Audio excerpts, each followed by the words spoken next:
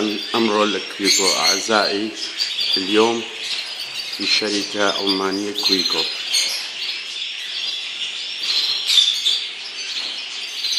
اليوم 6/3/2015.